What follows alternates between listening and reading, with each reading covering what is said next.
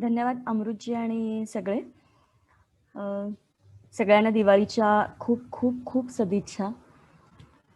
सध्याचा सगळा काळ 8-9 महिने आपण ज्या मनस्थितीतून गेलो आहोत सगळेच, त्यात ही दिवाळी काही नवीन आशेचे किरण घेऊन आली आहे. तर ही दिवाळी आपल्या सगळ्यांनाच खूप आरोग्यदायी आणि खूप भरभराटीची, खूप सुखाची, शांतता, समाधान आणणारी ठरो, अ, एवढी माझी प्रार्थना आहे.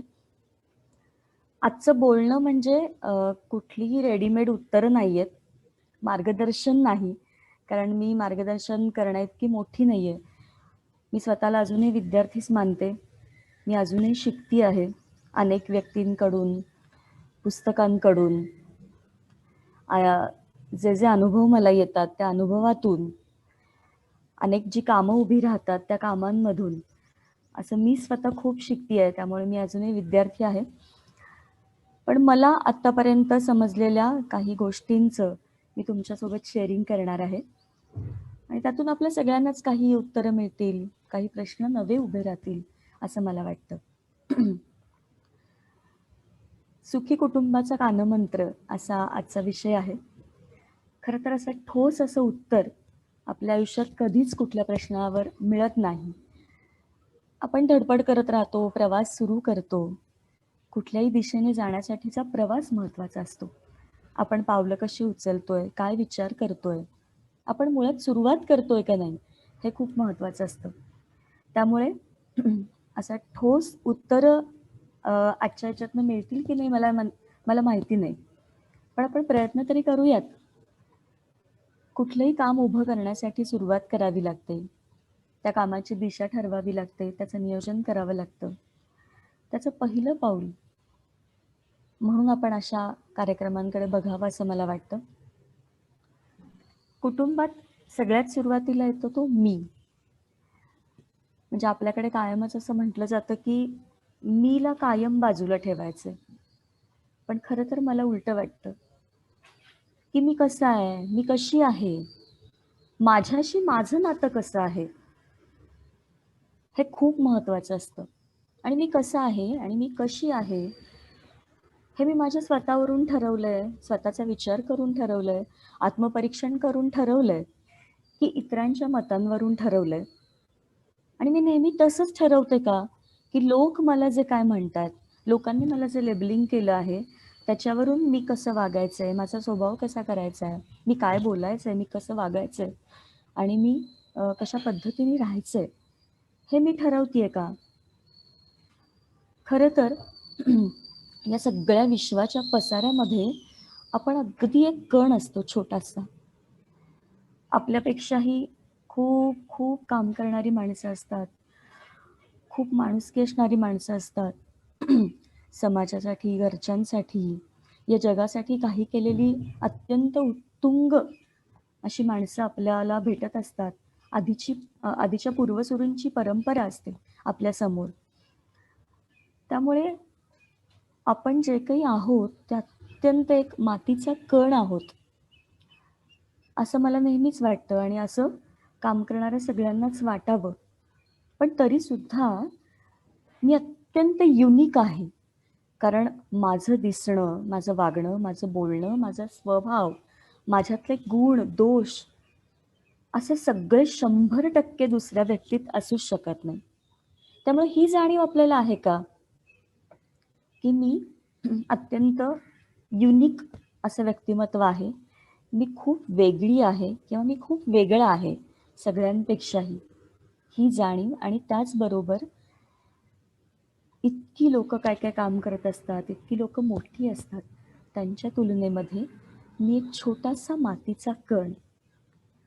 हे बॅलन्सिंग आपल्याला जमलं पाहिजे असं मला वाटतं. आणि ही जाणीव आपल्याला सतत जमिनीवर ठेवते. मी कशी आहे, मी कसा आहे, याचा विचार जर आपण केला, तर आपल्याला अनेक गोष्टी आपल्यातल्या जाणवायला लागतात.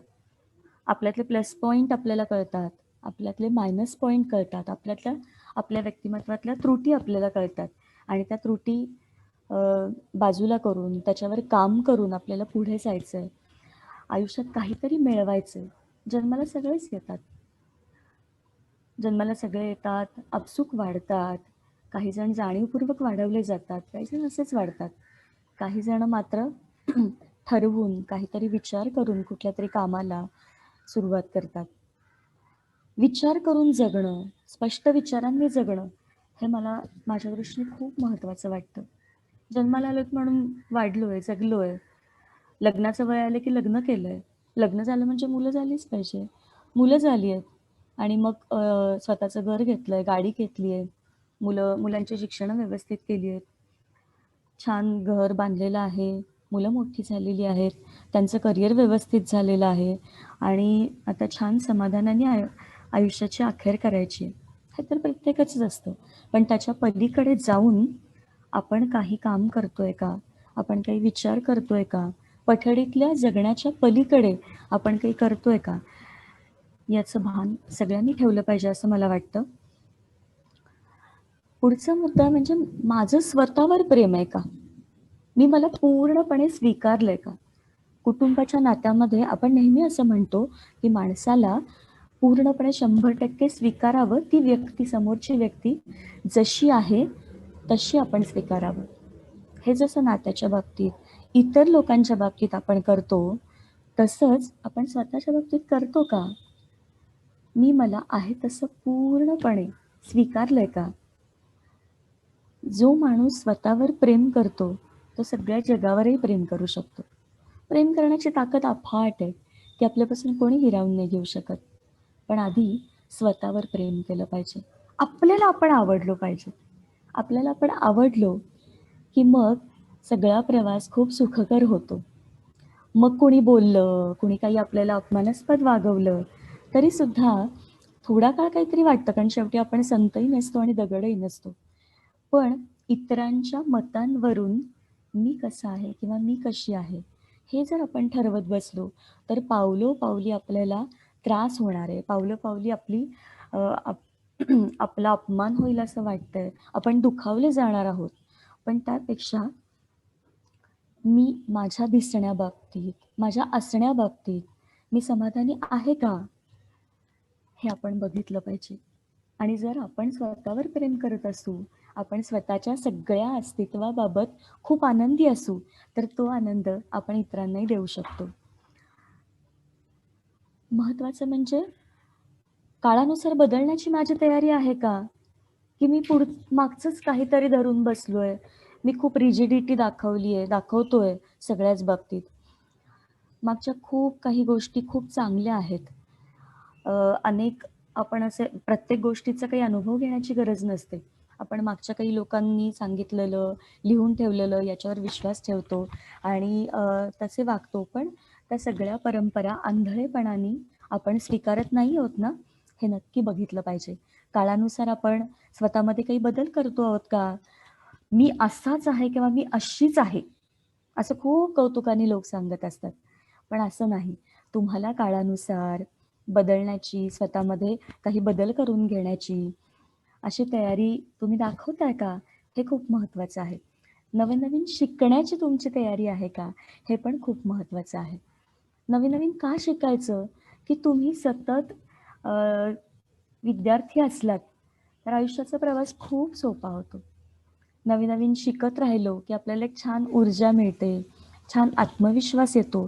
मग अगदी छोट्या-छोट्या शिकणं म्हणजे काही मोठे-मोठे कोर्सेस केले पाहिजे असं नाही. अगदी मला जर मी स्पेसिफिक पुरुषांविषयी सांगतेय.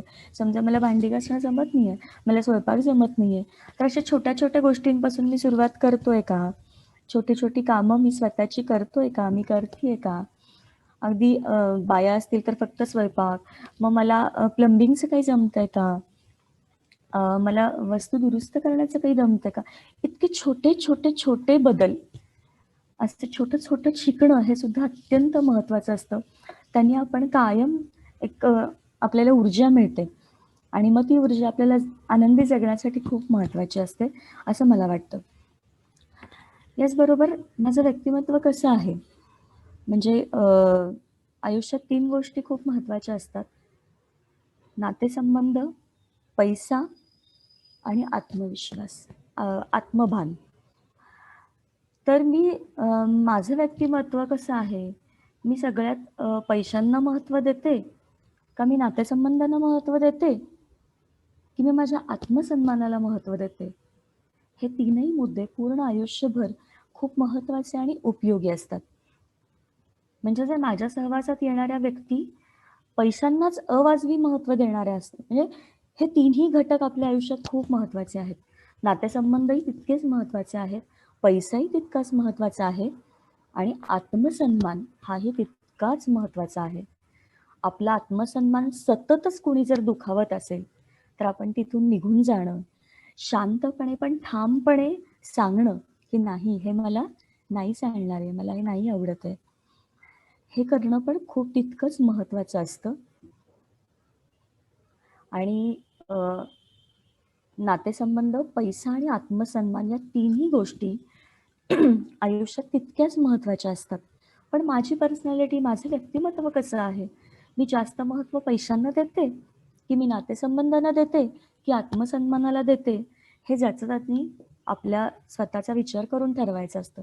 आणि मग आपल्या समोरची येणारी व्यक्ती जर विरुद्ध, म्हणजे समजा मी आत्मसन्मानाला खूप महत्त्व देते आणि माझ्या सहवासात येणारी व्यक्ती पैशांना खूप महत्त्व देते, असं जर असेल, तर आपल्याला अ, सततच वादविवाद होत राहतील. म्हणजे समोरची व्यक्ती वेगळी असणार आहे, हे मान्य करून आपल्याला पुढे जाता आलं पाहिजे.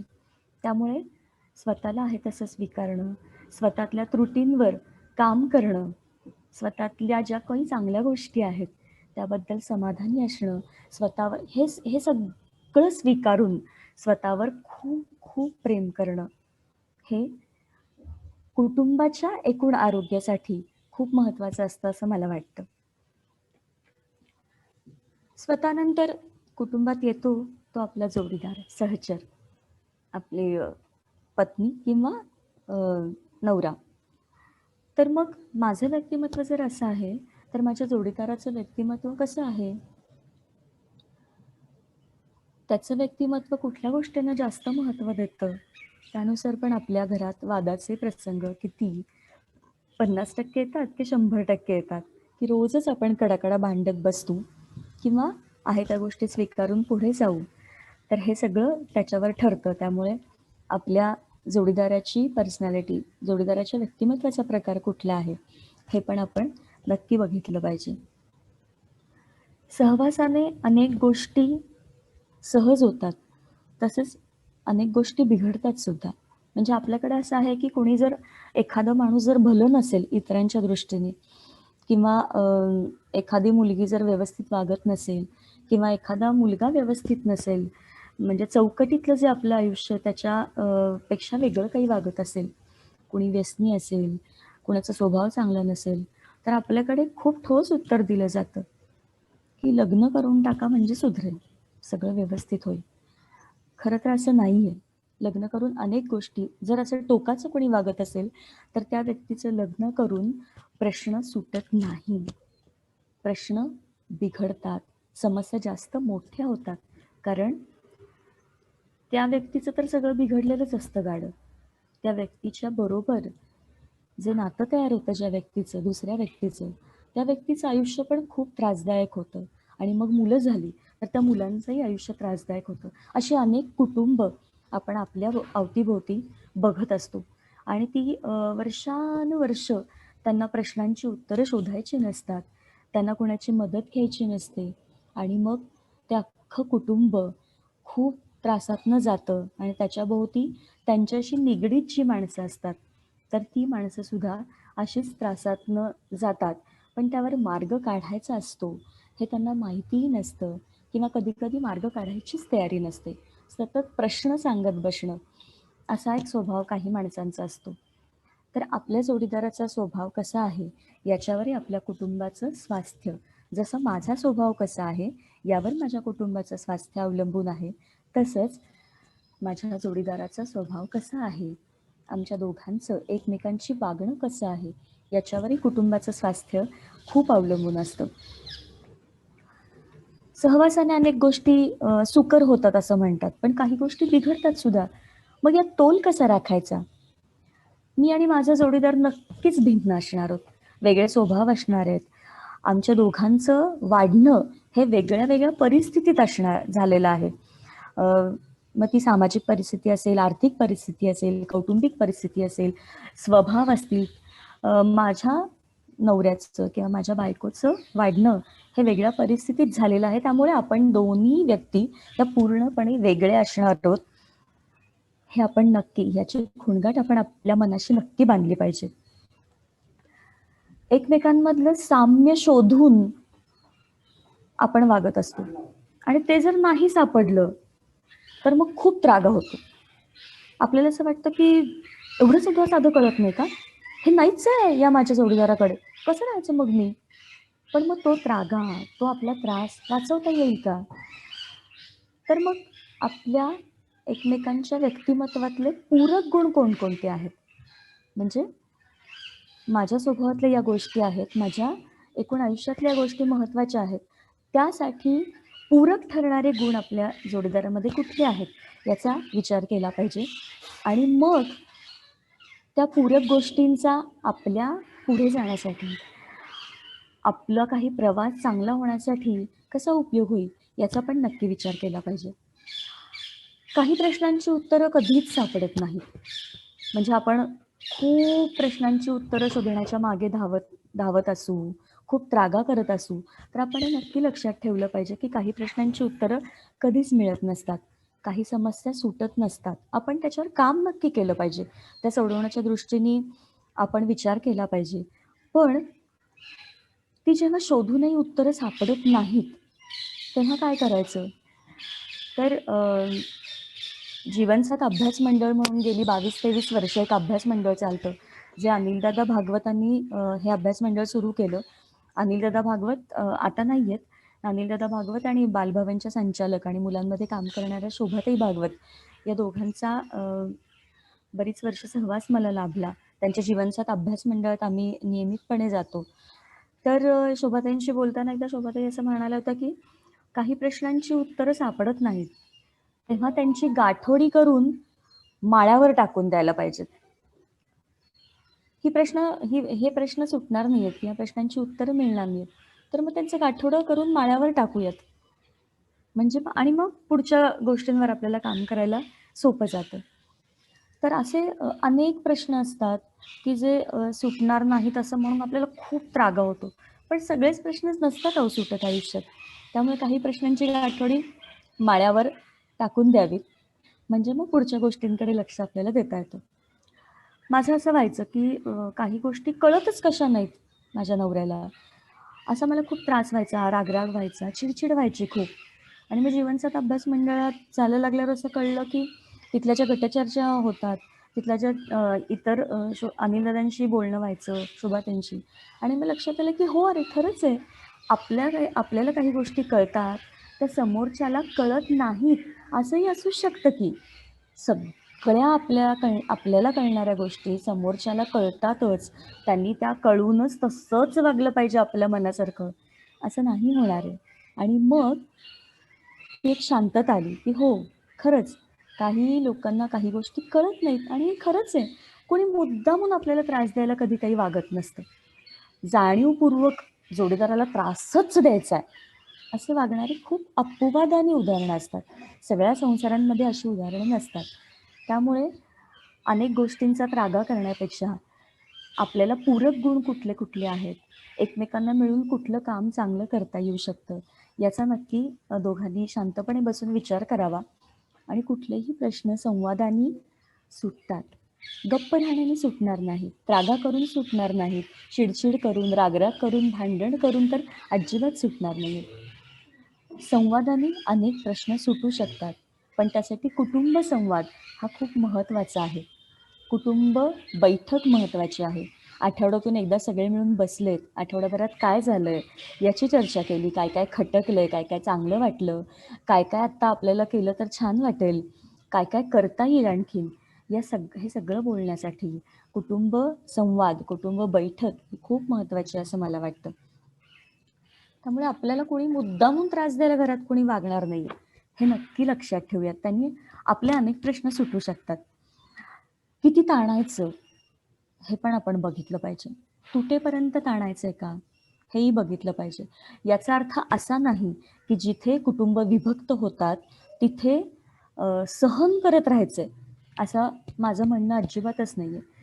जिथे आपल्या अस्तित्वाचा प्रश्न आहे, जिथे आपल्या आत्मसन्मानाचा प्रश्न आहे, जिथे आपला आयुष्याचाच प्रश्न आहे, आपल्या जीवाचा प्रश्न आहे आणि तिथे जर आपल्याला त्रास होत असेल टोकाचा, तर तिथे न थांबणं हे केव्हाही योग्य असतं.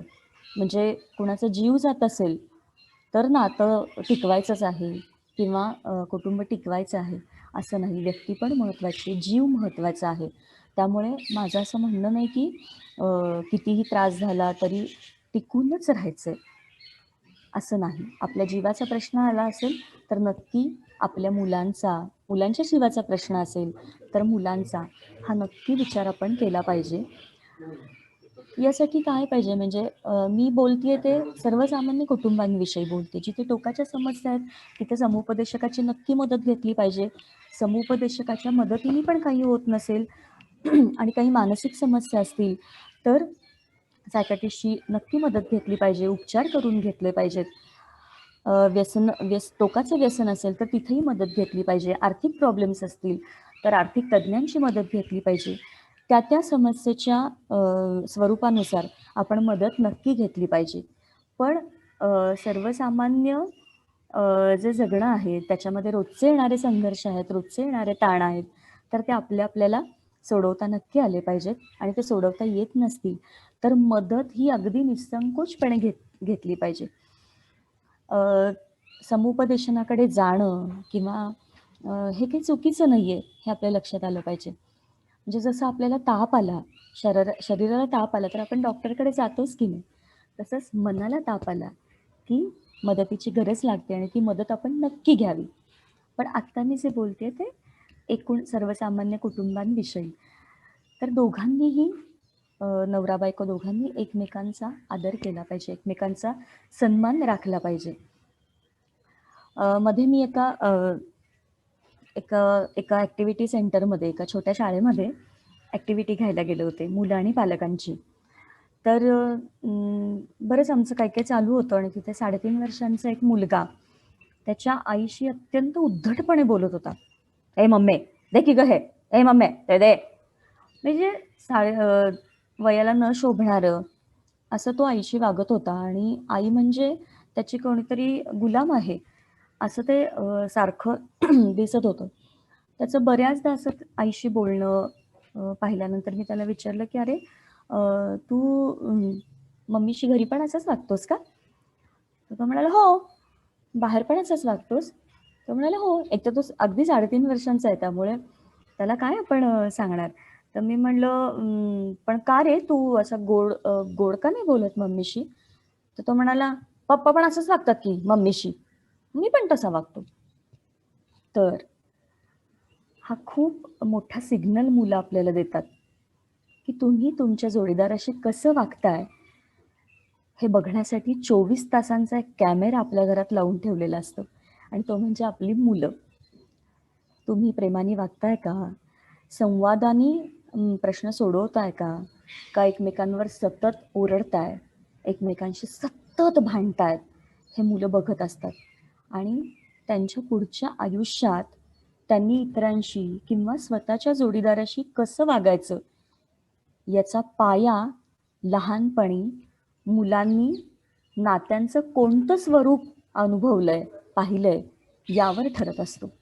त्यामुळे मुलं तुम्हाला बघत असतात, मुलं तुमचं निरीक्षण करत असतात. तुम्ही एकमेकांशी कसं वागताय? तुम्ही कुटुंबातल्या इतर लोकांशी कसं वागताय?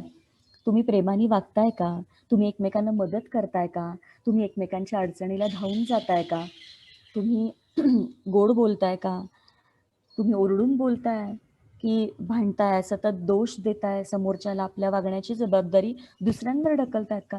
हे सगळं मुलं बघत असतात आणि त्यावर त्यांचं व्यक्तिमत्व ठरत असतं. त्यामुळे आपल्यावर खूप मोठी जबाबदारी असते.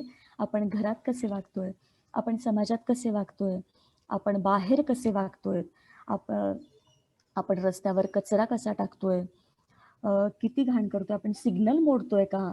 आपण रस्त्यावर कोणी चुकीचं वागल्यावर कशा पद्धतीने उत्तरं देतोय आणि घरातही सगळ्या बाबतीत आपण कसं वागतोय हे मुलं बघत असतात. मध्यंतरी मला एक सिंगल पेरेंटिंग करणारी एक आई म्हणाली. ती, तिचे आई-वडील आणि तिची 2 मुलं असे एकत्र राहतात आणि तिची मोठी मुलगी आता वयात आली आहे. कळण्याच्या वयात आहे आणि ती म्हणाली, की "अगं, मी जेव्हा मुलीशी लग्न या विषयात बोलते, तेव्हा तिने नात्यांचं चांगलं स्वरूप घरात अनुभवलंच नाहीये. तिचे आजी-आजोबा सतत एकमेकांशी भांडत असतात. रोज एकमेकांवर आरडा-ओरडा, सतत बोलणं. कधीही चांगलं एकमेकांशी बोललेलं तिला दिसलेलं नाही. त्यामुळे ती म्हणते, की "मला लग्नच नाही करायचं. कशासाठी लग्न करायचं मी?" नवरा-बायकोंच्या नात्यांचं असं स्वरूप जर मुलं बघत असतील, तर त्यांना लग्न करावंसं नाही वाटणार. त्यांना कुणाशी नातं जोडावंसं नाही वाटणार. तर याची खूप मोठी जबाबदारी आपल्यावर आहे. अनिलदादा भागवत असं म्हणायचे, की आपल्या मुलांना जर आपल्याला आनंदी ठेवायचं असेल, तर एक महत्त्वाचं काम करायचं पुरुषांनी. कारण बाया बऱ्यापैकी सोशिक असतात. याला अपवादही असतात. म्हणजे सगळेच पुरुष त्रास देणारे नसतात. सगळ्याच बाया सोशिक असतात, असं 100% नाही. सगळ्या गोष्टींना अपवाद आहेत. पण आपल्याकडे पुरुषप्रधान व्यवस्थेमुळे अनेक गोष्टी अनेक चुकीच्या गोष्टी घरामध्ये घडतात आणि मग पुरुषांना असं वाटतं, की आपण असं वागलो तरच आपण खरे. तर असं असं नसतं. तर पुरुषांना अनिलदादा नेहमी असं सांगायचं, की आपल्याला आपली मुलं जर आनंदी बघायची असतील, तर एकच काम करायचं. मुलांच्या आईवर मनापासून प्रेम करायचं. तर हे जेव्हा वाक्य ऐकायचं पुरुषाला तर तेव्हा वाटायचं, "अरे, हे कसं काय?" पण खरंच आहे. प्रेम करणं म्हणजे काय? एकमेकांच्या मतांचा सन्मान करणं, एकमेकांना कामांमध्ये मदत करणं, मदत घेणं, एकमेकांच्या व्यक्तिमत्त्वाला पूरक असं काही करता येतंय का आपल्याला? हे बघणं, घरामध्ये त्या व्यक्तीचा सन्मान ठेवणं, हे सगळं नात्यासाठी खूप म्हणजे एक हेल्दी नात्यासाठी हे खूप आवश्यक आहे. मी जेव्हा पत्रकार म्हणून मेनस्ट्रीममध्ये काम करत होते, तर तेव्हा मला टू व्हीलर येत नव्हती आणि मला खूप भीती वाटायची टू व्हीलर शिकायची.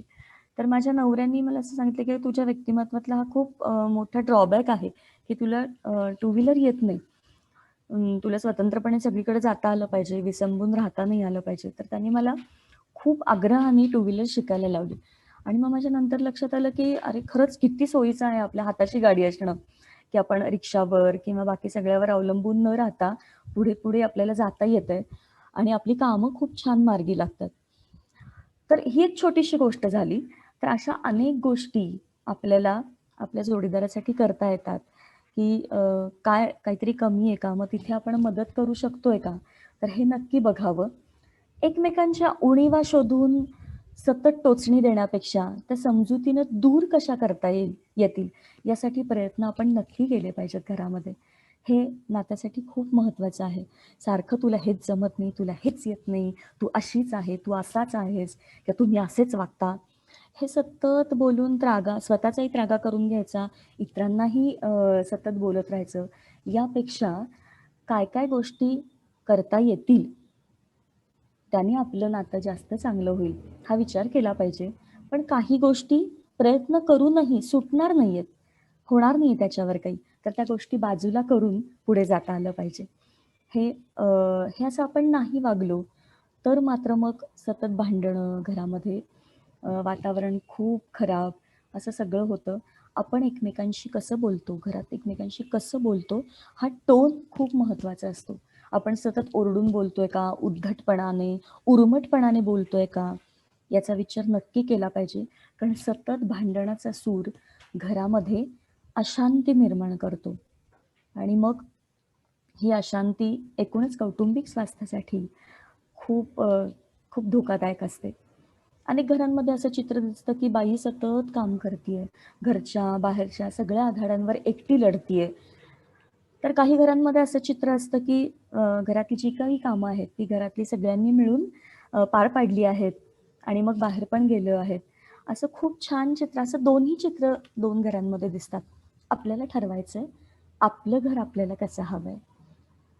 मग काय होतं बाया सोसतात अनेक वर्ष आणि मग नंतर त्यांची खूप चिड होते. त्यांच्या शारीरिक, मानसिक आरोग्यावर परिणाम होतो. कारण लहानपणापासून आपल्याकडे मुलीला बाई म्हणूनच वाढवलं जातं आणि पुरुषाला पुरुष म्हणून, मुलग्याला पुरुष म्हणून वाढवलं जातं. मग पुरुषांनी रडायचं नाही, पुरुषांनी मुळमुळ वागायचं नाही, पुरुषांनी संवेदनशीलपणाने वागायचं नाही, असं अनेक घरांमध्ये आजही अ, शिकवलं जातं मुलांना आणि मुलींना. सगळा स्वयंपाक आला पाहिजे, सगळी कामं आली पाहिजे आणि मग असं होतं आता की मुली शिकतात पण. मुली नोकऱ्या पण करतात, पुरुषांच्या बरोबरीने पगार पण घेतात आणि हे सगळं करताना तिला घरची जबाबदारी चुकत नाही. तिने मग गृहकृत्यदक्ष पण असलं पाहिजे, तिने शिकलं पण पाहिजे, तिने नोकरी पण केलं पाहिजे. तर असा सुपरवुमन बनण्याचा अट्टास अनेक मुली करतात आणि मग नंतर असं वाटतं, की अरे आपण आपल्या स्वतःसाठी जगलोच नाही. आणि पुरुषांचंही असंच होतं, की पुरुषांनी पैसे कमावलेच पाहिजेत, पुरुषांनी रडलं नाही पाहिजे, पुरुषांनी मर्दानगी दाखवली पाहिजे.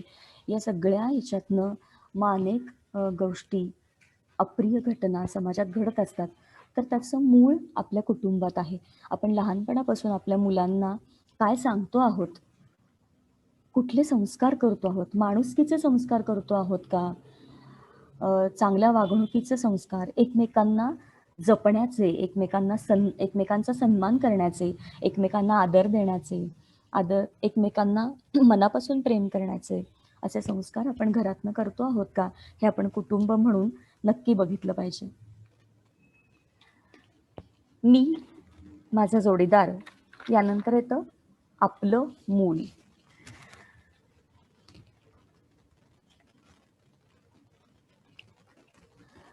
मी मगाशी म्हटलं तसं 24 तासाचा कॅमेरा आपल्या अवतीभोवती लागलेला असतो आणि ही मुलं आपल्याला बघत असतात. आपण कसे वागतोय, आपण त्यांच्याशी कसे वागतो. एक व्यक्ती म्हणून लहानपणापासून मुलांना आपण वागवतो आहोत का? की "गप्प बस, तुला काही कळत नाही." असं लग्नाच्या मुला-मुलींना पण काही पालक बोलताना मला दिसतात. तर हे अ, असं नसतं. सगळ्या लहान मुलांना सुद्धा कळत असतं. फक्त त्यांचं वय लहान असतं, उंची लहान असते, त्यांचे अनुभव लहान असतात, जगाचा अनुभव त्यांचा कमी असतो. त्यामुळे आपण त्यांना सतत सूचना देण्यापेक्षा त्यांच्याबरोबर आहोत, हा विश्वास देतोय का? हे पण खूप महत्त्वाचं असतं. आपण मनमोकळा संवाद मुलांशी साधतो आहोत का? मुलांशी बोलतो आहोत का? हेही फार महत्त्वाचं आहे. चुका करण्यातनं माणूस शिकतो. त्यामुळे चुका करण्याचं स्वातंत्र्य आपल्या मुलांना आपण देतोय का?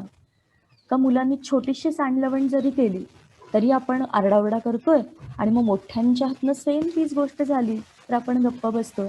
हे मुलं बघत असतात आणि मग मुलं आपल्याला प्रश्न विचारतात. पालकांनी एक गोष्ट नक्की लक्षात ठेवायची आहे, की आत्ताचं जग आणि आपलं जग, आपलं लहानपणचं जग, याची सतत तुलना केली तर नाही चालणार आहे. कारण आपल्या वेळची आकर्षणं कमी होती, आपल्या वेळची कौटुंबिक परिस्थिती वेगळी होती, आपल्या वेळचा काळच वेगळा होता. आता तसं नाहीये. आता झपाट्याने सगळ्या गोष्टी बदलतात. मुलांसमोर आकर्षणाचे अनेक, अनेक, अनेक पर्याय समोर आहेत. त्यावेळेला मुलांसोबत राहणं, मुलांना छोट्या-छोट्या चुका घरात करू देणं, त्यातनं मूल शिकत असतं. काही गोष्टींचं नुकसान होतं घरामध्ये, पण मूल मुद्दाम नसतं करत. तर त्यातनं पण मूल शिकत असतं, हे आपण लक्षात ठेवणं. मूल भरपूर खेळतं, त्या भरपूर खेळण्यातनं मूल भरपूर शिकतं. मूल सतत लहानपणापासून शिकत असतं आपल्या अवतीभोवती. आपल्या अवतीभोवती घडणाऱ्या गोष्टींमधून, घटनांमधून, माणसांमधून हे सगळं मूल शिकत असतं, हे आपण नक्की लक्षात ठेवलं पाहिजे. मनमोकळा संवाद आपण मुलांसोबत साधतोय का? त्यांना पुरेसं स्वातंत्र्य दिलंय का? हे पण महत्त्वाचं आहे आणि नुसतं स्वातंत्र्य नाही, तर स्वातंत्र्यासोबत येणारी जबाबदारी, याचं भान आपण मुलांना दिलंय का? हे पण महत्त्वाचं आहे. म्हणजे हो, पसारा भरपूर कर. आपण मिळून आवरू, पण खेळून झाल्यानंतर पसारा आवरून ठेवायचा आहे. हे जबाबदारीचं भान आहे. घर आवरणं ही सुद्धा सगळ्यांची जबाबदारी आहे. मग एकट्या कुण्या व्यक्तीची चिडचिड होत नाही. हे सगळं मुलांना आपण सांगतोय का? आपण घरात सगळे काम करतोय का मोठी माणसं? मग मूल पण तेच बघणार आहे. हे पण आपण बघितलं पाहिजे. मला एक माझ्या नात्यातलं उदाहरण द्यावंसं वाटतं. अ, माझ्या नात्यातल्या एक बाई आहेत आणि त्यांचं आणि त्यांच्या मुलाचं नातं खूप छान आहे. खूप मनमोकळं आहे, खूप प्रेमाचं आहे. तर त्यांचा मुलगा वयात आल्यावर त्यांनी एक काम केलं, की मुलाशी त्या बोलल्या, की "हे बघ, हे ₹10 आहेत आणि तुला सिगारेट कधी प्यावीशी वाटते, तुझे मित्र ओढतात का? तर तो म्हणाला की हो, 1-2 जण ओढतात. मग तुला जर ओढावीशी कधी वाटली सिगारेट, तर मी इथे टेबलवर या पुस्तकामध्ये ₹10 ठेवलेले आहेत आणि तुला जेव्हा सिगारेट ओढावीशी वाटेल पहिल्यांदा, तेव्हा हे मी ठेवलेले जे पैसे आहेत ना, त्यातनंच तू तुझी पहिली सिगारेट ओढायचीस. मग मला कळेल. तू मला सांगूही नकोस की तू सिगारेट ओढली आहेस म्हणून. पण मला कळेल मग हे पैसे इथनं गेले की तू सिगारेट ओढलेली आहेस तर. असं झालं आणि मग मी त्यांच्या मुलाला, म्हणजे दोघंही माझ्याशी बोलत होते आणि मग मी त्यांच्या मुलाला विचारलं की आईने पैसे ठेवल्यानंतर किती दिवसांनी तू सिगारेट ओढलीस? तर तो म्हणाला, आजही ते पैसे तसेच आहेत. ती ₹10 नोट तशीच आहे. तर मला हे इतकं उत्तर महत्त्वाचं वाटलं. म्हणजे मला दोघांचंही वागणं खूप महत्त्वाचं वाटलं, की आईनी तो विश्वास दाखवणं, की हो, काही गोष्टी मुलांना त्या वयात करून बघाव्याशा वाटणार आहेत. म्हणजे छोट्या मुलांना खेळणं तोडावंसं मोडावंसं वाटणारच आहे. त्यामध्ये त्यांचं शिकणं आहे आणि आपल्याला वाटतं खेळणं एवढं महागाचं आणलेलं तुटलं. मुलांना चढावंसं वाटणार आहे, मातीत खेळावंसं वाटणार आहे, मुलांना पसारा करावासा वाटणार आहे. हे सगळं त्या वेळेचं त्यांचं शिकणं असतं. तसंच कुमारवयात काही आकर्षणं आहेत. त्या गोष्टी त्यांना करून बघाव्याशा वाटणार आहे. त्यावेळेला मला कळू देत. हा त्यांचा अप्रोच मला खूप महत्त्वाचा वाटला आणि त्यानंतर तो मुलगा असं म्हणजे साधारण 20 वर्षानंतर, म्हणजे ही घटना घडून गेल्यानंतर 20 वर्षानंतर मी त्यांच्याशी बोलत होते. तर तो म्हणाला, "आजही ती ₹10 नोट तशीच आहे." आणि मला आईने इतका विश्वास दाखवला माझ्यावर, की तिला वाटलं की मला ओढावीशी वाटू शकते आणि तेव्हा तिने पैसे दिले. तर हे माझ्या दृष्टीने इतकं महत्त्वाचं होतं आणि त्याच वेळेला मी असं बघत होतो की इतर लोकं खूप ओरडतायत मुलांना वेगवेगळ्या कारणांवरून आणि माझी आई माझ्याशी सतत बोलतीये, वेगवेगळ्या माध्यमातनं बोलतीये. तर तिने ही ₹10 नोट मला देऊन माझ्यावर खूप विश्वास दाखवला आणि मला असं वाटलं की सिगारेट ओढणं ही काही फार चांगली गोष्ट नाहीये. माझ्या एकूण आयुष्यासाठी, माझ्या एकूण शरीरासाठी. तर मी ती नाही ओढली पाहिजे. आणि मग आईने विश्वास तर दाखवला आहे इतका, तर तो विश्वास पण मला ठेवायचा आहे आणि म्हणून मला कधीच सिगारेट ओढावीशी वाटली नाही आजतागायत आणि ती नोट मी तशीच ठेवली. तर हे उदाहरण मला खूप महत्त्वाचं वाटतं, की पालकांना मुलांबद्दल विश्वास वाटणं, मुलांना पालकांबद्दल विश्वास वाटणं. काहीही झालं तरी आम्ही आहोत तुझ्यासोबत. हा विश्वास पालकांनी मुलांना देणं हे खूप महत्त्वाचं आहे. म्हणजे अनेक घरांमध्ये हुंडाबळीची प्रकरणं जेव्हा घडतात, तर तेव्हा मुलींना असं सांगितलं जातं आजही. अ, आपण सुशिक्षित मध्यमवर्गीय घरांमध्ये अशा गोष्टी अपवादाने घडत असतील.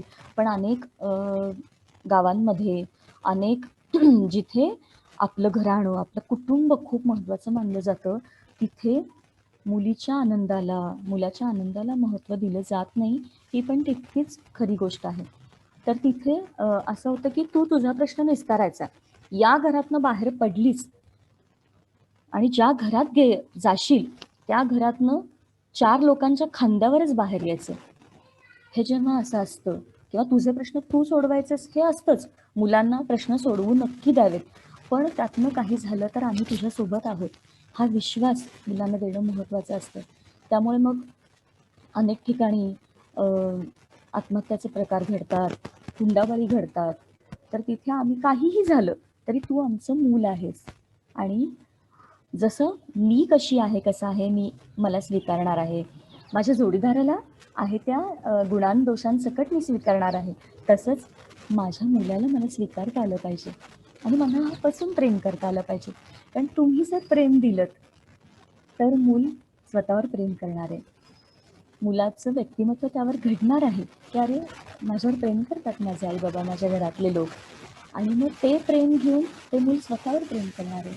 तेच प्रेम ते आपल्या जोडीदारावर, मित्रमैत्रिणींवर करणार आहे आणि त्याचंच प्रेम समाजावर करणार आहे हे लक्षात ठेवायचं. त्यामुळे आपण किती प्रेम करतोय, कसं करतोय, विनाअट प्रेम करतोय का? विना अपेक्षा प्रेम करतोय का? हे खूप खूप महत्त्वाचं आहे. मूल तुमचं बोलणं नसतं ऐकत सतत, तर तुमचं वागणं बघत असतं. मी मगाशी जसं म्हणलं तसं कॅमेरा 24 तासांचा आपल्या सोबत असतो. त्यामुळे तुम्ही किती जबाबदारीने वागताय हे मूल बघत असतं आणि मग ते महत्त्वाचं असतं. शिस्त पण महत्त्वाची असते. मुलाचे अवाजवी, अवास्तव लाड करणं हे पण तितकंच चुकीचं आहे. सतत बाहेरचे पॅकेट्स घेऊन देणं, जंक फूड देणं मुलांना, मुलांना वाटेल ते करू देणं, खूप वेळ टीव्ही बघू देणं, या या प्रत्येक या प्रत्येक गोष्टीवर स्वतंत्रपणे विषय होऊ शकतो बोलण्याचा.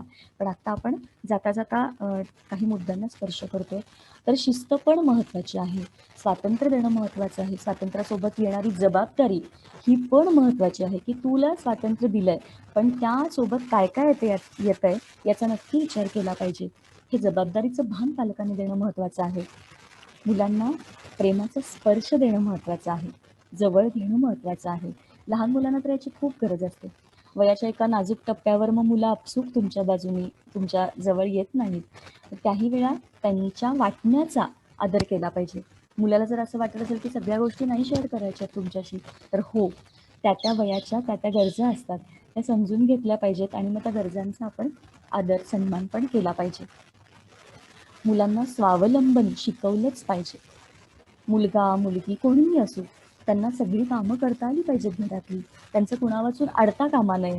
त्यांना स्वयंपाक आला पाहिजे, घरात स्वच्छतेची कामं आली पाहिजेत, घरातलं आवरण्याची जबाबदारी, हे सगळं मुलगा किंवा मुलगी पुढच्या काळामध्ये ही खूप गरज आहे की सगळ्यांना सगळी कामं आली पाहिजेत. आता आपण बघितलं या सगळ्या लॉकडाऊनच्या काळामध्ये अनेक लोकांच्या नोकऱ्या गेल्या, अनेक लोकांनी काळाची पावलं उचलून व्यवसायाचं स्वरूपच पूर्णपणे बदललं. ती माणसं टिकली. त्यामुळे आयुष्यात अनेक प्रॉब्लेम्स येणार आहेत. त्या प्रॉब्लेम्सवर मात करायची असेल तर स्वतःमध्ये बदल घडवून आणायची तयारी पाहिजे आणि मग त्यासाठी आपल्याला बेसिक सगळ्या गोष्टी नक्की आल्या पाहिजेत, स्त्री पुरुष दोघांनाही. तर हे सगळं आपण मुलांना देतोय ना, याचं भान आपण नक्की ठेवलं पाहिजे. मनमोकळा संवाद हा तर खूप महत्त्वाचा नात्यांमध्ये आहे सगळ्यात, पण मुलांसोबत सुद्धा खूप महत्त्वाचा आहे. या संदर्भातली एक छोटीशी कविता मी सांगते. त्याच्यात एक उदाहरण देते की एक मी बाई बघितल्या होत्या. त्यांची मुलगी साधारण फर्स्ट इयर अशा वयात होती आणि ती उठली की त्या दुधाचा ग्लास घेऊन तिच्यासोबत तिच्यासमोर यायच्या. ती अंघोळीला गेली की तिचा टॉवेल घेऊन बाहेर उभं राहायच्या. तिने आज कुठले कपडे घालायचे ते कपडे घेऊन त्या उभं राहायच्या. आणि हे जेव्हा मला कळलं तर तेव्हा मला खूप विचित्र वाटलं की अरे, कॉलेजमध्ये जाणाऱ्या मुलीला स्वतःचा टॉवेल आत घेऊन जाता येत नाहीये का? उठल्यानंतर स्वतः काम करता येत नाहीये का? या गोष्टी आपण पालक म्हणून नक्की बघितल्या पाहिजेत. मुलांना स्वावलंबन आलंच पाहिजे. कारण तर ती आपण आयुष्यभर मुलांना पुरणार नाही आहोत. त्यासाठी मुलांना स्वतंत्र केलंच पाहिजे आणि प्रेम पण तितकंच केलं पाहिजे असं मला वाटतं. जबाबदारी पेलताना नावाची एक छान कविता आहे. कल्पना बागडेकर यांची कविता आहे. खूप दिवसांची सवय माझी तुझी सारी जबाबदारी पुढे होऊन मी अलगद झेलायची. कुंपणावरून पडू नयेस म्हणून कुंपणा आड तुला ठेवायची. कळतही होतं चुकतंय माझं काहीतरी, पण तुझ्या मर्यादांची जाणीव मला जणू बांधून ठेवायची. अवकाशात विहिरू पाहणाऱ्या तुझ्या पतंगाला मलाच ठाऊक नव्हतं किती ढील द्यायची. हळूहळू तुझंही भावविश्व विस्तारत गेलं.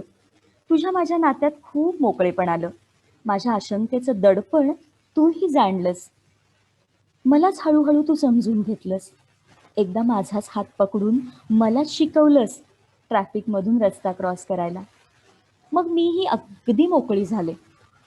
तुझ्या निर्णयाचं स्वातंत्र्य थोडं थोडं तुला द्यायला. मग मीही अगदी मोकळी झाले तुझ्या निर्णयाचं स्वातंत्र्य थोडं थोडं तुला द्यायला.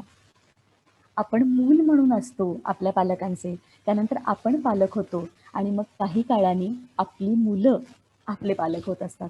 हे सगळं चक्र आहे. हा सगळा प्रवास आहे आणि या सगळ्या प्रवासामध्ये आपण मुलांना जबाबदारी घेणं हे नक्की शिकवलं पाहिजे आणि त्यातनं आपलं एक छान नातं तयार होतं. मी, माझा जोडीदार आणि माझं मूल यानंतर येतं आपलं विस्तारित कुटुंब. माझे आईवडील, माझ्या जोडीदाराचे आईवडील, भाऊ बहिणी, काका काकू, मामा मामी, आत्या मावशी, ही सगळी नाती आणि आपली मित्रमंडळी, आपण जोडलेली नाती आणि आपल्या रक्ताची नाती, हे सगळं खूप महत्त्वाचं आहे. म्हणजे कोरोना या संकटानं माणसांचं महत्त्व नव्यानं आपल्याला पटवून दिलं असं मला म्हणावं लागेल, की आपल्यासोबत माणसं असणं, आपल्यावर प्रेम करणारी माणसं, आपल्या कुटुंबातली माणसं आपल्या सोबत आहेत, हा विश्वास खूप महत्त्वाचा असतो. आणि गरज नाही की रक्ताच्या नात्याचीच लोकं आपल्यासोबत असावीत, हेही गरजेचं नाही. ती असली तर छानच. पण समजा काही कारणाने ती नाही आहेत, तर आपण जोडलेली माणसं आपल्यासोबत आहेत. संकटाच्या काळामध्ये ती आपल्याला धीर देण्यासाठी आहेत, आपल्याला बळ देण्यासाठी आहेत. हे पण खूप महत्त्वाचं आहे. या संकटांनी आपल्याला काय शिकवलंय? या सगळ्या काळांमध्ये तर संकटं आपल्याला स्वतःची ओळख करून घ्यायची संधी देतात. रेणू दांडेकरांनी असं लिहिलंय, की संकट आपल्याला स्वतःची ओळख करून द्यायची संधी देतात. संकट आपल्याला परस्परांना समजून घेण्याची संधी देतात. संकट आपल्याला परस्परांना जपण्याची आणि जाणीवा रुंदावण्याची संधी देतात. संकट एकमेकांना मदत करण्याचे विचार देतात आणि सामाजिक जाणीव देतात. संकटांमुळे जगण्याचा दृष्टिकोन बदलतो. केवढंसं आयुष्य, केवढंसं आपलं आयुष्य आहे आणि त्यात किती नकाराचे विचार होते, हे विचार बाजूला सारून जगायची उर्मी देतात. संकट आपल्याला खूप शिकवतात. त्यामुळे कोरोनाच्या संकटानं, या लॉकडाऊनच्या संकटानं आपल्याला खूप काही शिकवलंय. अनेक घरांमध्ये अ, अचानक मृत्यू झाले. काही घरांमध्ये घरातले सगळे कुटुंब पॉझिटिव्ह होते आणि मग काही घरांमध्ये मदत मिळाली, काही घरांमध्ये आर्थिक प्रॉब्लेम्स होते, काही जणांच्या नोकऱ्या गेल्या. असं खूप काळ घरामध्ये थांबावं लागलं. काम वाढलं, कामाचं स्वरूप बदललं. असे अनेक गोष्टी ज्या याच्या आधी कधीच घडल्या नाहीत, त्या कोरोनानं आपल्यासमोर आणल्या आणि त्यावेळेला आपल्याला माणसांचं महत्त्व नव्याने कळलं. आपल्या आपली लाईफस्टाईल कशी करायची आहे? आपल्या गरजा किती मर्यादित ठेवायच्या आहेत? किती कमी पैशात पण भागू शकतं? आपली चैन, सोय आणि गरज यामध्ये आपण विचार करतोय का घरातल्या गोष्टींचा? बाहेरच्या गोष्टींचा विचार करतोय का? आत्ता ही वस्तू माझ्या गरजेची आहे, सोयीची आहे का मी चैन म्हणून अनावश्यक खर्च करतोय? या सगळ्याचं भान कोरोनानं आपल्याला दिलं. त्यामुळे संकटं येतात तेव्हा ती नवीन-नवीन शिकण्याच्या शक्यता, संधी निर्माण करतात. हे आपण लक्षात घेतलं पाहिजे. त्यामुळे संकटांना पण एक आव्हान म्हणून आपण स्वीकारलं पाहिजे. याच्यावर मात केली पाहिजे. आपलं एकमेकांचं नातं आपण एकमेकांशी खूप घट्ट केलं पाहिजे असं मला वाटतं. कुटुंब आपल्याला खूप बळ देतं. आपल्यासोबत कुणीतरी आहे असा विश्वास आपल्याला देतं आणि मग ती जगण्याची खूप मोठी ऊर्जा असते, की आपण एकटे नाही आहोत. आपल्यासोबत खूप जण आहेत. हा विश्वास खूप महत्त्वाचा असतो. अ, माझ्या मिस्टरांच्या आजोळचे सगळे आम्ही दरवर्षी एकत्र दिवाळी साजरी करतो. ही पहिली दिवाळी आहे, की आम्ही आमच्या घरांमध्ये साजरी करतोय. आम्ही सगळे लहान-मोठे सगळेच 25 ते 35 जणं एकत्र दिवाळी साजरी करतो आणि त्यानंतर 2-3 दिवस कुठेतरी फिरायला जातो. आणि त्यावेळेला अनेक वर्ष आम्ही एकत्र सगळे असल्यामुळे पुढची पिढी पण छान एकमेकांमध्ये खूप छान त्यांच्यातले बंध निर्माण झालेले आहेत. आम्ही कुठेही सगळ्या जावा पण ठरवून काय-काय न्यायचं हा विचार करतो. त्या दृष्टीने आमची छान तयारी होते. एकत्र येतो तेव्हा आम्ही कधीही भांडणं, कुचकं बोलणं, टोमणे मारणं असं करत नाही. एकमेकांना काय-काय मदत करता येईल, म्हणजे तुला फिरून बाहेर जाऊन यायचं का, काही काम आहे का? जा पटकन. मी तुझ्या मुलाचं बघते सगळं. मी जीव घालते, मी अंघोळ घालते. तर पडेल ते काम आम्ही त्यावेळेला करतो. अ, आम्ही सगळ्या जणी जेवायला बसल्यानंतर घरातले सगळे पुरुष आम्हाला वाढतात, आग्रह करतात. छान आम्ही एकत्र येतो. एकमेकांशी भरपूर गप्पा मारतो, चेष्टा-मस्करी करतो. त्यांची खेळत असतात. या सगळ्यातनं पुढच्या वर्षभरासाठीची ऊर्जा आम्ही या दिवाळीच्या गेट टुगेदरमधनं मिळवत असतो. आणि हे कुटुंबाचं बळ आपल्यासाठी खूप महत्त्वाचं असतं. अनेक घरांमध्ये आजही एकत्र कुटुंब पद्धती आहे. पण शहरीकरणाचे अनेक प्रश्न याच्यामुळे काही विभक्त कुटुंबांचं प्रमाण पण प्रचंड वाढलेलं आहे सध्याच्या काळामध्ये.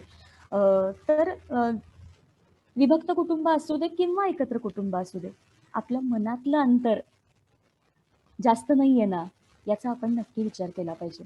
आणि मग ते अंतर मिटवण्याची जबाबदारी कुणाची आहे? समजा काही कारणामुळे कुरबुरी झाल्या असतील, भांडणं झाली असतील, काही खटकलं असेल. अनेक व्यक्ती एकत्र येतात, 2 व्यक्ती एकत्र येतात, तेव्हा खटकणार नक्कीच आहे.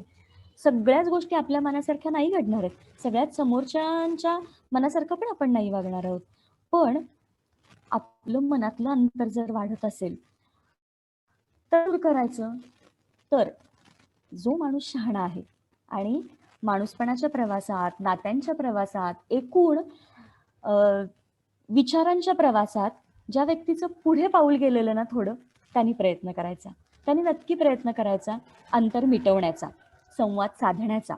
त्यावेळेला आपला इगो नाही आड येऊ द्यायचा असं मला वाटतं, की मला कळतंय ना 4 गोष्टी, मला या महत्त्वाच्या वाटतात ना, तर मग त्या दूर करूयात ना. आणि काही वेळेला प्रश्न सुटणार नाहीत, तेव्हा ते बाजूला ठेवूयात आणि पुढे जाऊयात. हे नक्की केलं पाहिजे. आपल्या मनातलं हक्कानं बोलण्याच्या जागा आपण निर्माण करायला हव्यात. मग ते मित्रमंडळींमध्ये असतील किंवा आपल्या कुटुंबात असतील, आपल्या नंतरच्या म्हणजे एक्सटेंडेड फॅमिलीमध्ये असतील, तर योग्य ते अंतर पण जपलं पाहिजे आपण. सतत अगदी जवळ-जवळ असण्याचं पण बंधन होतं. त्यामुळे योग्य ते अंतर ठेवणं, एकमेकांना पुरेसा मोकळेपणा देणं, एकमेकांविषयी आदर असणं, निखळ प्रेम असणं, हे आपण केलं पाहिजे सगळ्याच नात्यांमध्ये. अपेक्षा आल्या की व्यवहार येतो आणि व्यवहार आला की तिथे खटके उडतात. त्यामुळे निरपेक्ष प्रेम आपल्याला करता येतंय का? ती आपल्या सगळ्यांमध्ये ती ताकद असते. पण ते आपण वापरतोय का? हे पण महत्त्वाचं असतं. एकमेकांमधल्या चांगल्या गोष्टी बघणं हे खूप महत्त्वाचं आहे. म्हणजे वाईट गोष्टी सगळ्यांमध्येच असणार आहे. आपल्या स्वतःमध्ये आपण कुठे 100% परिपूर्ण माणूस आहोत. पण एकमेकांमधल्या चांगल्या गोष्टी बघूयात आणि मग त्या चांगल्या गोष्टींची जाणीव ठेवूयात. बारीक-सारीक वाईट गोष्टींकडे, बारीक-सारीक खटकणाऱ्या गोष्टींकडे दुर्लक्ष करता येणं, हे पण नात्यांसाठी, कुटुंबासाठी खूप महत्त्वाचं आहे. कुटुंब संवाद मी जसं म्हणलं तसं घरी कुटुंब बैठका करणं, आपली मित्रमंडळी, जी जवळची लोकं आहेत, त्यांच्याशी आठवड्यातून एकदा, महिन्यातून एकदा भेटणं. सध्या प्रत्यक्ष भेटणं शक्य नसलं तरी ऑनलाईन गप्पा मारणं, हे आपण सहज करू शकतो. एखादा सहज फोन करणं, कामाशिवायचा फोन करणं, यातनंही आपलं नातं खूप चांगलं होत असतं. आणि हे सगळं हक्काचं बोलण्याची जागा निर्माण करण्यासाठी तितकं आपल्याला मोकळेपणाने वागता पण आलं पाहिजे, एकमेकांना आदर दिला पाहिजे, सन्मान केला पाहिजे. चांगल्या गोष्टींकडे बघणं आणि खटकणाऱ्या गोष्टींकडे दुर्लक्ष करणं, हे आपल्याला नक्की जमलं पाहिजे. मी, माझा जोडीदार, माझं मूल आणि माझं कुटुंब यानंतर यानंतर येतो तो समाज. आपण जन्माला आलो आणि आपण वाढलो, तर हे फक्त आपल्या स्वतःमुळे, आपल्या कुटुंबामुळे नसतं. तर एक आफ्रिकन गोष्ट आहे, की एका मुलाला एक अख्खं गाव वाढवत असतं. तर आपण जे वाढतो, आपण जे जगतो रोजच्या आयुष्यामध्ये आपल्याला ज्या काही गोष्टी मिळतात, तर त्या सगळ्या गोष्टी यासाठी आपण समाजाचं देणं लागत असतो. समाजातील अभावांची आपल्याला नक्की जाणीव पाहिजे. म्हणजे मी, माझं कुटुंब आणि समाज हे सगळं एकमेकांवर अवलंबून आहे. आपण ज्या समाजात राहतो, तो जर अशांत असेल, तिथे जर अनेक अभाव असतील, आपल्या अवतीभोवतीचं वातावरण बिघडलेलं असेल, तर आपण आपलं कुटुंब छान नाही राहू शकत आणि आपलं कुटुंब छान नाही राहिलं, तर मी स्वतःसुद्धा कधीच छान नाही राहू शकत.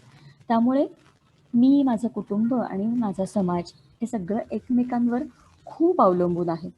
कुठेतरी कोणीतरी आपल्यासाठी राबत असतं, कष्ट करत असतं. म्हणून मी सगळ्या सुविधा उपभोगू शकते किंवा उपभोगू शकतो याची जाणीव आपल्याला सतत असली पाहिजे. आपल्या समाजामध्ये अनेक प्रकारचे लोक आहेत, अनेक गरीब आहेत. अ, मी एखाद्या गोष्टीचा चैनीसाठी वापर करतो किंवा करते. मी जेव्हा काही गोष्टी उधळतो, नैसर्गिक साधन संपत्ती, सामाजिक संपत्ती आपण काही उधळतो, त्याचा बेजबाबदारीने वापर करतो, तेव्हा काही घटकांवर आपण अन्याय करत असतो. हेही आपण नक्की लक्षात घेतलं पाहिजे. हे भान आपल्याला नक्की असलं पाहिजे. मग छोट्या-छोट्या गोष्टी आहेत. सार्वजनिक ठिकाणी कचरा न करणं, सिग्नल न मोडणं, भिकाऱ्यांना अनावश्यक मदत न करणं. हे जसं आहे, तसं कुठेही रस्त्यात न थुंकणं. याही सगळ्या गोष्टी समाजासाठी आवश्यक आहेत. खूप मोठं काम उभं केलं समाजासाठी, तरच आपण काहीतरी केलं, असं नाहीये. तर आपण आपल्या परीने खारीचा वाटा उचलतोय का समाजासाठी? आपण काही देणं लागतोय लोकांचं, हे आपल्याला मान्य आहे का? याची जाणीव आपल्या मनाच्या तळात कुठेतरी आहे का? आणि मग त्याप्रमाणे आपण वागतो आहोत का? त्याप्रमाणे आपलं सगळं वागणं, आपला सगळा विचार होतोय का? हे आपण नक्की बघितलं पाहिजे. याचं भान आपण ठेवलं आणि त्या दृष्टीने आपण वागत गेलो तर असं आपण म्हणतो की तुझ्या या कारणाने काय बिघडणार आहे, मी एवढंच केलं म्हणून काय बिघडतंय, असं नाहीये. आपल्या छोट्या छोट्याशा कृतींनी सुद्धा छोटे छोटे बदल होत असतात आणि ते छोटे छोटे बदल भविष्यामध्ये मोठे मोठे बदल होऊ शकतात.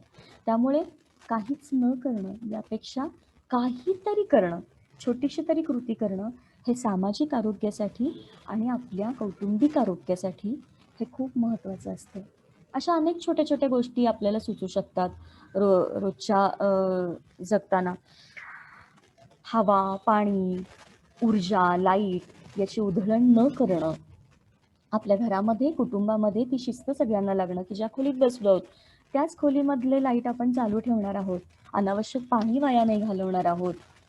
ही सगळी नैसर्गिक साधन संपत्ती आहे. ती आपण जपली पाहिजे आणि आपण तो प्रयत्न घरामध्ये पर्यावरणपूरक वागण्याचा आपण कसा प्रयत्न केला पाहिजे, बाहेर आपण पर्यावरणपूरक कसं वागतोय, याचा विचार नक्की आपण केला पाहिजे आणि आपल्या छोट्या-छोट्या कृती या समाजासाठी खूप महत्त्वाच्या असणार आहेत. समाजातनं कुटुंबासाठी आणि कुटुंबातनं माझ्या स्वतःसाठी हे सगळं महत्त्वाचं असणार आहे. आपण निसर्गाला ओरबाडलंय, अनेक वर्ष ओरबाडलंय आणि निसर्गावर हावी झालोय माणूस म्हणून. तर निसर्ग वेळोवेळी आपल्याला सांगत करत होता आणि यावेळेला त्यांनी खूप मोठा धक्का आपल्याला दिलेला आहे आणि यावेळेला अनेक गोष्टींची आपल्याला नव्याने जाणीव झाली आहे कोरोनामुळे. तर निसर्ग असा आपल्याला आपल्या सतत सोबत असतो, निसर्ग आपल्याला भरभरून देतो. त्या निसर्गाची आपण जाणीव ठेवतोय का? आणि मग निसर्गाची आपण जाणीव ठेवली नाही म्हणून निसर्ग अशी संकट आपल्या समोर निर्माण करतो आणि त्या संकटातनं आपण शिकतोय का? आणि मग त्यातनं आपण आपल्यामध्ये काही बदल करतोय का? हे आपल्या एकूणच सामाजिक, कौटुंबिक, व्यक्तिगत आरोग्यासाठी, सुखासाठी खूप महत्त्वाचं असतं. आपण छोट्या छोट्या कृती करणं, समाजातल्या माणसांची जाणीव ठेवून आपण त्यांच्यासाठी काही करत राहणं हे आपल्या एकूण कौटुंबिक सुखासाठी खूप महत्त्वाचं आहे. पण स्वतःसाठी सगळीच माणसं जगतात. इतरांसाठी थोडं जगणं, इतरांचा थोडा विचार करणं हे खूप महत्त्वाचं आहे. कारण ज्या ज्या माणसांनी कामं उभी केली, मोठी कामं उभी केली, त्या सगळ्यांची नावं मी नाही सांगत, सगळ्यांना माहितीच आहे. पण त्या सगळ्या माणसांनी फक्त स्वतःचा विचार केला असता, फक्त स्वतःच्या घराचा विचार केला असता, तर ती कामं उभी राहिली नसती. आपणही आपल्या खारीचा वाटा आपल्या कुटुंबाच्या भल्यासाठी, आपल्या स्वतःच्या भल्यासाठी आणि आपल्या समाजाच्या भल्यासाठी जो आहोत ना, या दिवाळीच्या निमित्ताने नक्की संकल्प करूयात. एक कविता आहे दत्ता हलसीकर यांनी लिहिलेली, सोलापूरचे कवी दत्ता हलसीकर यांची कविता आहे. थोडस तुम्हाला व्यत्यय आणतोय, पण तुमचा आवाज थोडा कर्कश होतोय. बहुधा माईक असतोय का तुम्ही? येतो आता? नाही, थोडा खरखर होतोय तरी. रेंजचा काहीतरी प्रॉब्लेम असेल कदाचित. आता ठीक आहे. हा, मी कवितेने समारोप करतेय. तर दत्ता हलसीकर यांची कविता आहे, खूप सुंदर कविता आहे. ज्यांची बाग फुलून आली त्यांनी 2 फुलं द्यावी, ज्यांची बाग फुलून आली त्यांनी 2 फुले द्यावी, ज्यांचे सूर जुळून आले त्यांनी 2 गाणी द्यावी, सूर्यफुलाशी ज्यांचे नाते त्यांनी थोडा उजेड द्यावा, युगायुगांचा अंधार जेथे पहाटेचा गाव न्यावा, ज्यांच्या अंगणी ढग झुकले त्यांना ओंजळ पाणी द्यावे, आपले श्रीमंत हृदय त्यांनी रिते करून भरून घ्यावे, मन थोडे ओले करून आतून हिरवे हिरवे व्हावे, मन थोडे रसाळ करून आतून मधुर मधुर व्हावे, आभाळा एवढी ज्यांची उंची त्यांनी थोडे खाली यावे, आभाळा एवढी ज्यांची उंची त्यांनी थोडे खाली यावे, मातीत ज्यांचे जन्म मळले त्यांना थोडे उचलून घ्यावे, मातीत ज्यांचे जन्म मळले त्यांना थोडे उचलून घ्यावे. हे इतकंच आपण करायचं आहे आपल्या छोट्याशा कृती. आणि आपल्या घरात आपण काय वागतो आहोत, आपण समाजात कसे वागतो आहोत, आपण एकमेकांशी कसे वागतो आहोत आणि आपण स्वतःशी कसे वागतो आहोत, या सगळ्या गोष्टीचा विचार नवीन आशेचे दीप घेऊन यावी. खूप चांगल्या गोष्टी, खूप सकारात्मक गोष्टी आपल्या सगळ्यांच्या आयुष्यात घडाव्यात ही मनापासून इच्छा. धन्यवाद. धन्यवाद ताई. खूप खूप सुंदर मार्गदर्शन आपण केलं. सुखी कुटुंबाचा कानमंत्र आपण अगदी सहजतेने श्रोतृवर्गाला दिला, त्याबद्दल आपले खूप खूप धन्यवाद.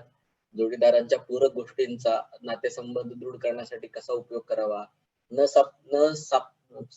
सापडणाऱ्या गोष्टींचं गाठोडं न सोडणं, समस्या न सुटणाऱ्या गोष्टींचं गाठोडं कसं माळ्यावर टाकून द्यायचं आणि समस्यांपासून आपल्याला मुक्तता करून कसं मार्गक्रमण करायचं आपल्या आयुष्यामध्ये, याचं आपण खूप छान मार्गदर्शन केलं.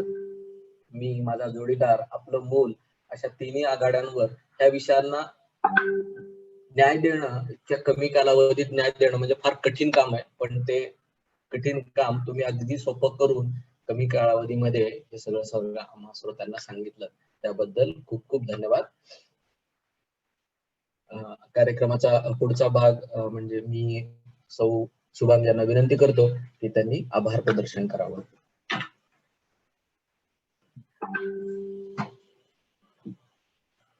प्रथमतः सर्वांना माझा नमस्कार. हा कार्यक्रम यशस्वीपणे पार पाडण्यासाठी ज्ञात अज्ञात अनेकांनी सहकार्य केले, त्या सर्वांचे आभार. आणि सर्वात महत्त्वाचे म्हणजे आपण सर्व श्रोते वर्ग कार्यक्रमास बहुसंख्येने ऑनलाईन उपस्थित आहात, कार्यक्रमाचा लाभ घेत आहात, यातच कार्यक्रमाची यशस्वीता आहे. तेव्हा आपल्या सर्वांचे मनापासून आभार.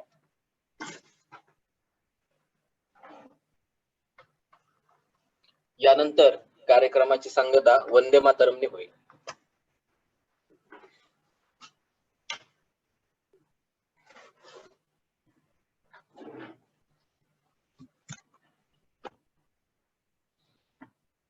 वंदे मातरम, वंदे मातरम, सुजलां सुफलां मलयज शीतलां शस्य श्यामलां मातरं वंदे मातरम्. शुभ्रा ज्योत्स्ना पुलकितयामिनी, फुल्लकुसुमिता द्रुमदलशोभिनी, सुहासिनी सुमधुरभाषिणी, सुखदां वरदां मातरं वन्दे मातरम्. कोटि कोटि कण्ठा कलकलनिनादकरणे, कोटि कोटि भुजे धृतकरकरवाले, अबला के नुमाए तो बोले, बहुबलधारिणे नमामि तारिणि, रिपुदलवारिणि मातरम् वंदे मातरम्. तुम्ही विद्या तुम्ही धर्म, तुम्ही रिधी तुम्ही मर्म, त्वं प्राण शरीरे बाहुते तुम्ही मा शक्ती, हृदये तुम्ही मा भक्ती, तुम्हारे प्रतिमा गढ़ मंदिरे मंदिरे वंदे मातरम्. त्वं हि दुर्गा दश प्रहरणधारिणी, कमला कमलदल विहारिणी, वाणी विद्या दायिनी, नमामि त्वां नमामि कमलां ममलां, अतुलां सुजलां सुफलां मातरम् वन्दे मातरम्. श्यामलां सरलां सुष्मिता भूषिता धरणी धरणी मातरं वन्दे मातरं वन्दे